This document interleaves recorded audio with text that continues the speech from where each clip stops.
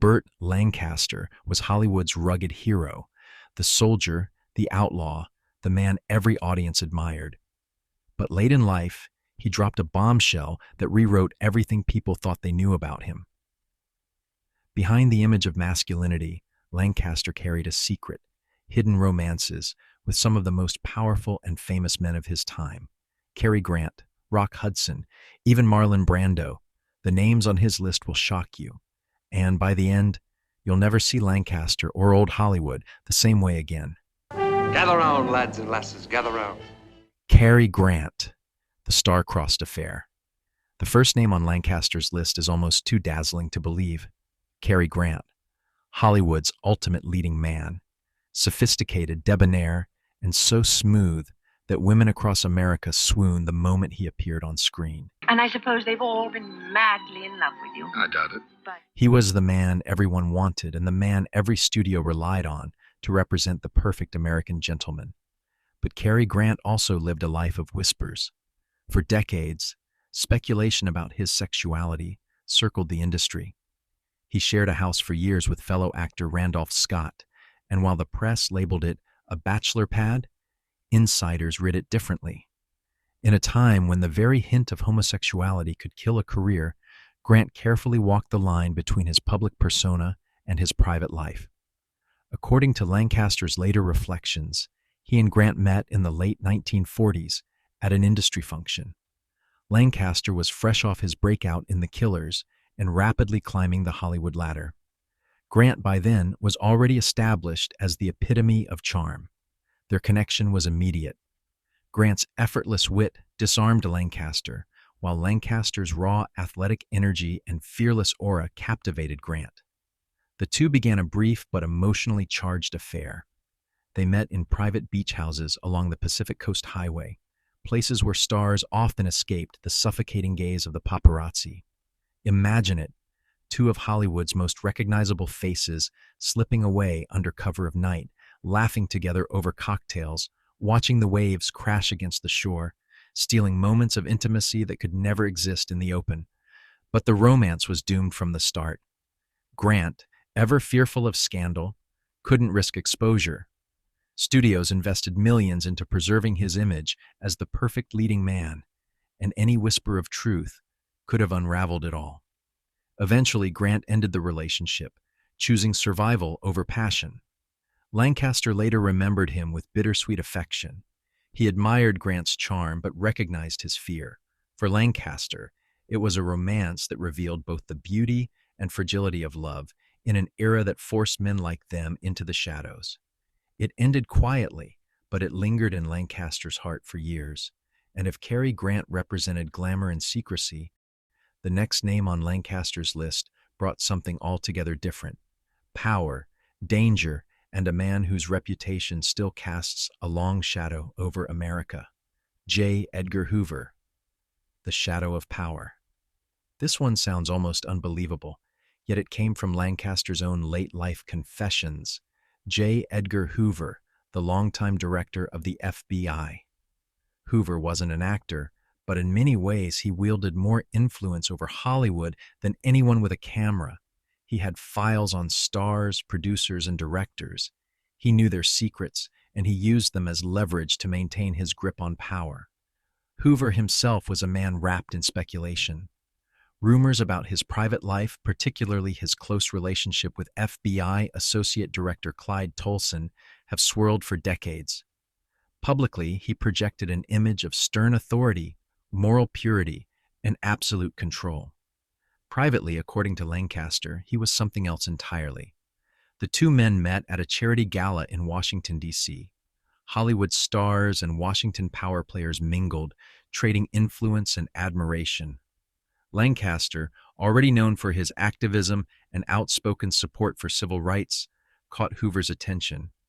Behind closed doors, they developed a strange, secretive relationship. Lancaster never described it as a sweeping romance, but rather as something complicated, equal parts intimacy, power, and secrecy. He recalled Hoover as a man desperate for closeness, but terrified of himself, imprisoned by his own authority. To Lancaster, Hoover was not the iron-fisted moral guardian America saw. He was fragile, conflicted, and consumed by fears he could never publicly acknowledge.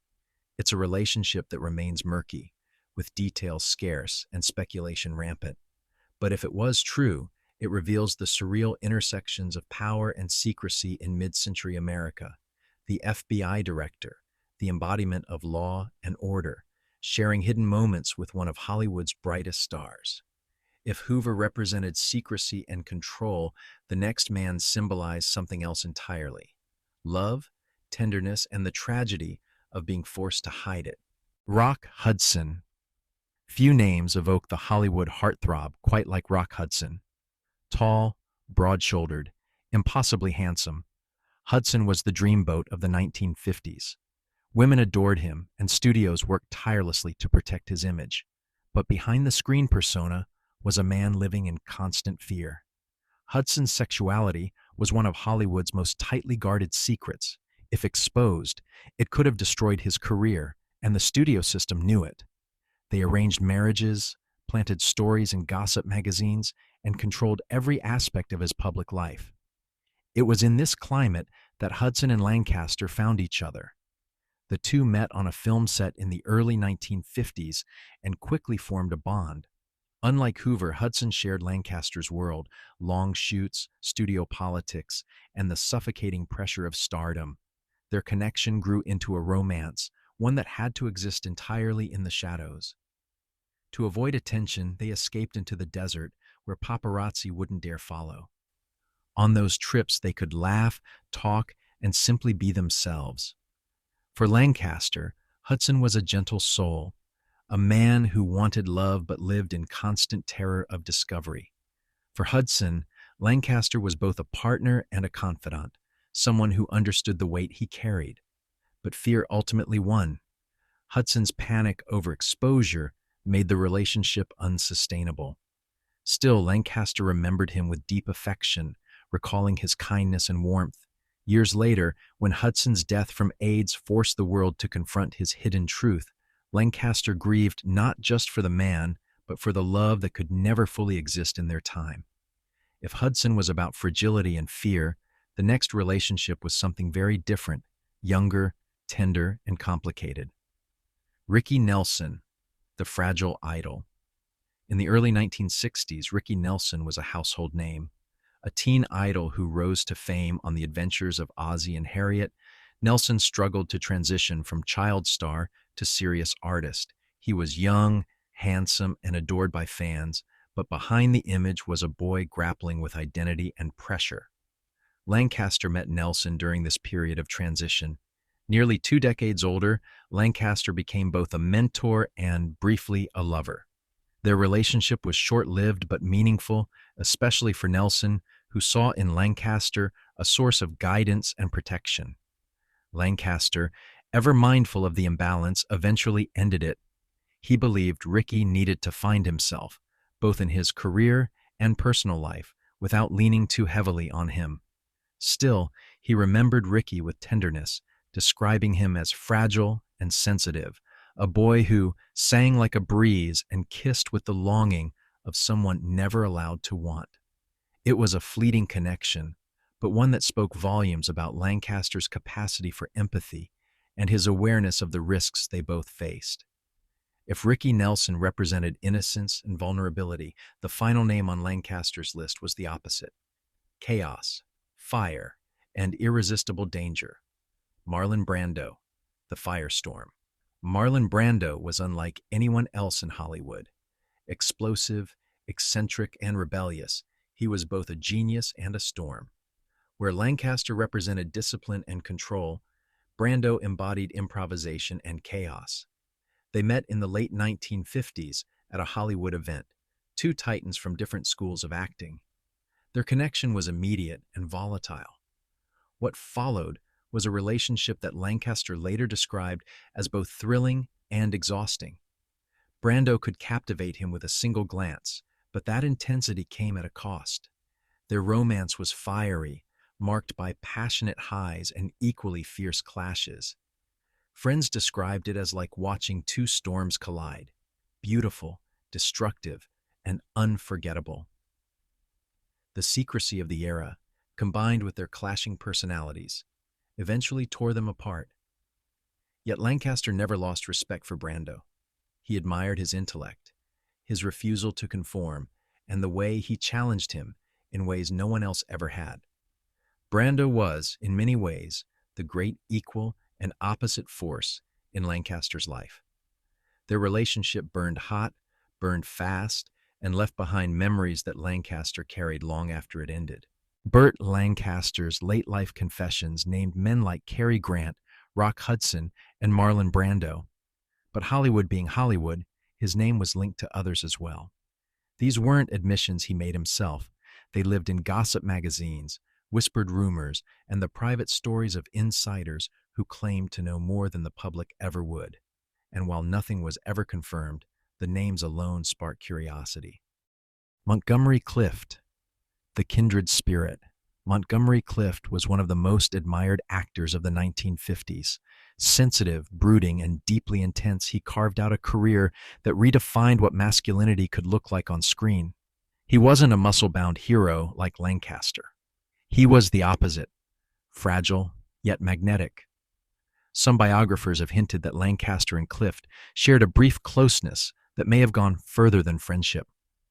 The two respected each other's craft, and Lancaster reportedly admired Clift's ability to channel pain into raw, emotional performances. They were spotted at Hollywood gatherings together, though never in a way that confirmed intimacy.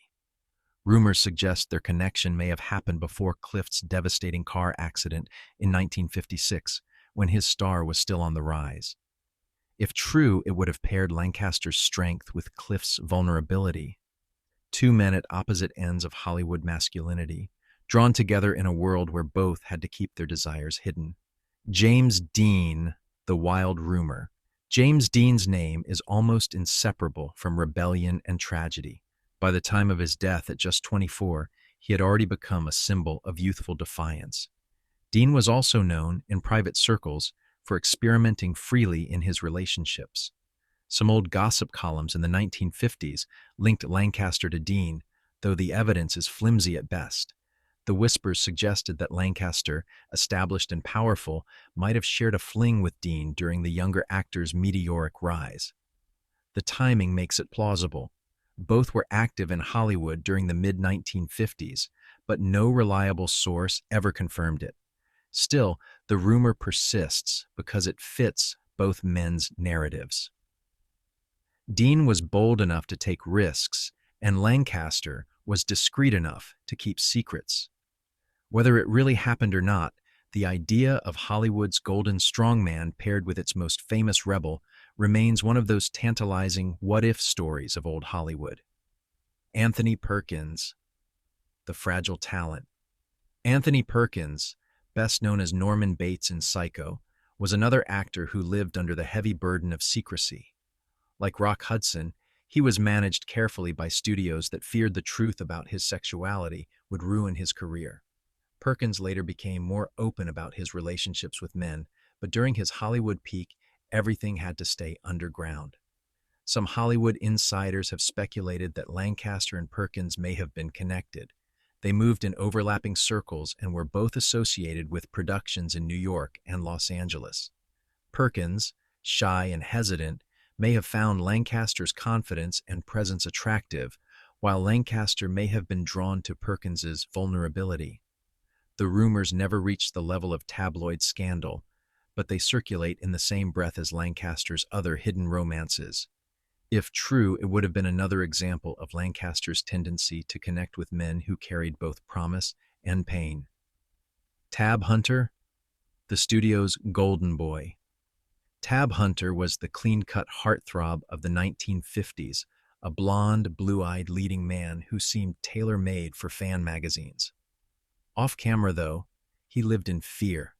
His relationships with men were covered up by studios, and when a scandal threatened to expose him, Warner Brothers engineered distractions to protect his image.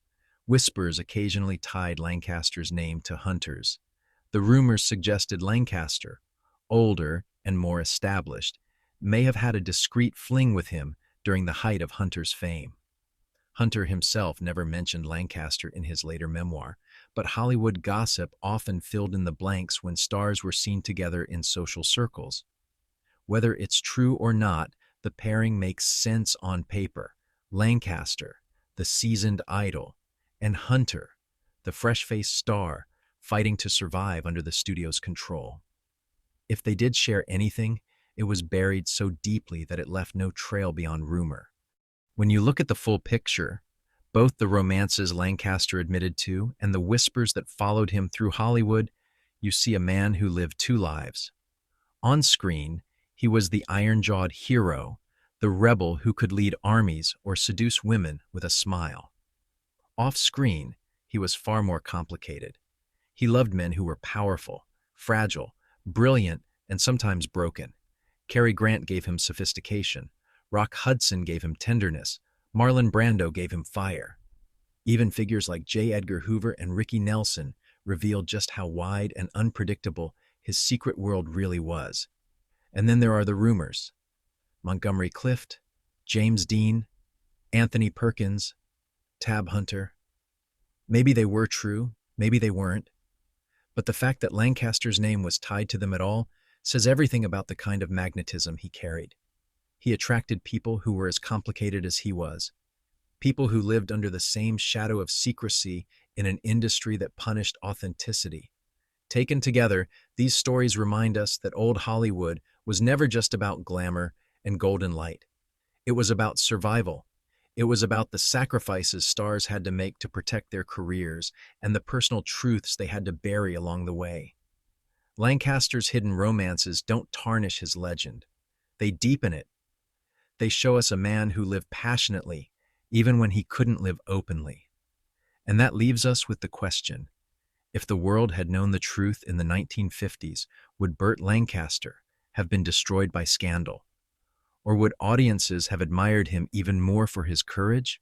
Don't forget to like, comment, and subscribe for more untold Hollywood stories, because the stars you thought you knew often carried secrets that change everything.